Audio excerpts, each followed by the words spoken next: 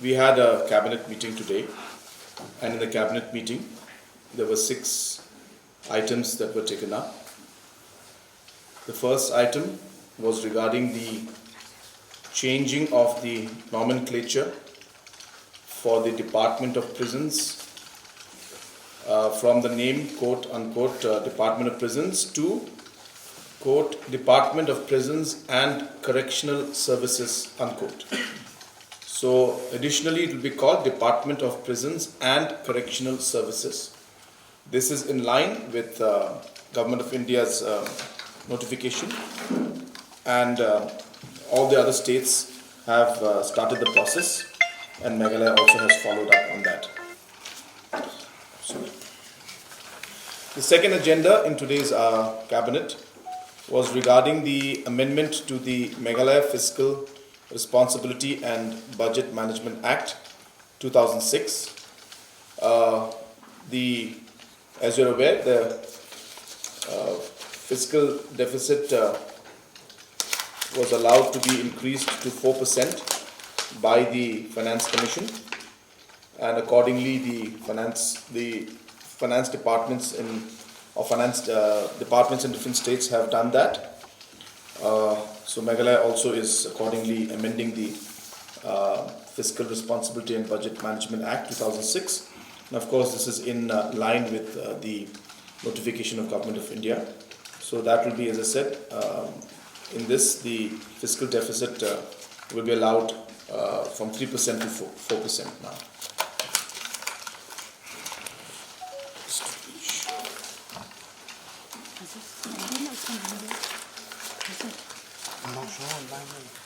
Yeah.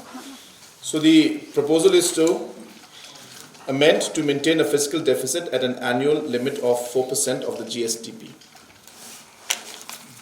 The third agenda which was taken up today was regarding the appointment of Secretary of the Meghalaya State Consumer Disputes Redressal, and 5 names were recommended, and out of the names that were recommended, the name of Shri Thailang S. Pinrop, Deputy Secretary retired, has been approved. This is the Secretary to the Meghalaya State Consumer Dispute Redressal Commission. The next agenda was regarding availing of the NABARD Infrastructure Development Assistance. This is assistance that's given by NABARD to, which in short form it's called NIDA, which is based on the overall revenue earning capacity of the state, and calculation is made accordingly by NABARD. This is a loan component that is used for infrastructure development work, but it does not come into the budgetary provision of the state government. It is implemented through a public sector undertaking, and it is through this fund that we intend to create the infrastructure for the 40 plus blocks that we have. So new buildings will come out. We will also be budgeting about 100 crores for LP schools.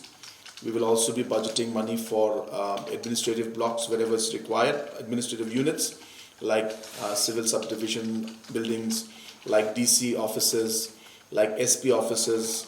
All these administrative buildings will be done with this fund. And also we intend to invest in police stations and SP offices, as police stations have been neglected for a very long time. So with this NIDA fund, we will see that development and infrastructure improvement throughout the spectrum. That means from blocks to police stations to education institutions will be taken up through this particular fund.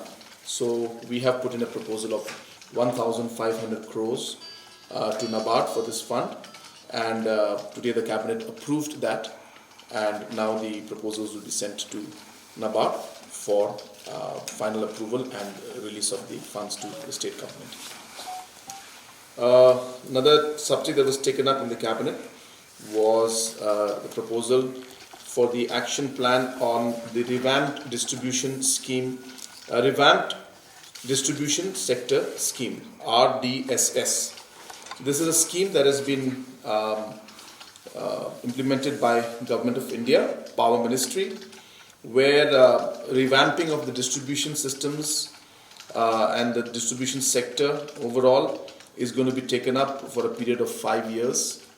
And the Government of India has sanctioned 3,05,984 crores for this particular project, and this will be obviously affecting all the states.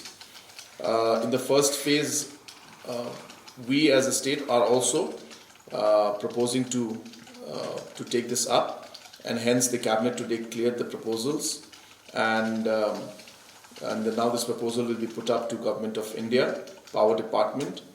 Through this, we will be getting funding from Government of India to the tune of 1,350 rupees per meter as subsidy, and this will also be supported as a 90-10 grant from Government of India. That means 90% of the infrastructure will be paid by Government of India and 10% by us for the infrastructural part.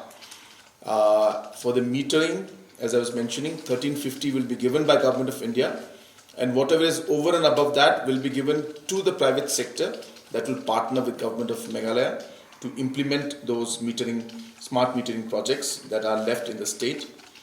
So this is a project that will be approximately 2,500 crores of money will be invested. This will be one of the biggest projects that will be taken up, and this, as I said, is a scheme that has been envisaged by the Government of India, and 3 lakh crores is going to be given out to different states, and out of that Meghalaya has put in a proposal of 2,500 plus crores for the scheme. So this also today was approved in the cabinet, and this proposal will be sent to Government of India in the next few days.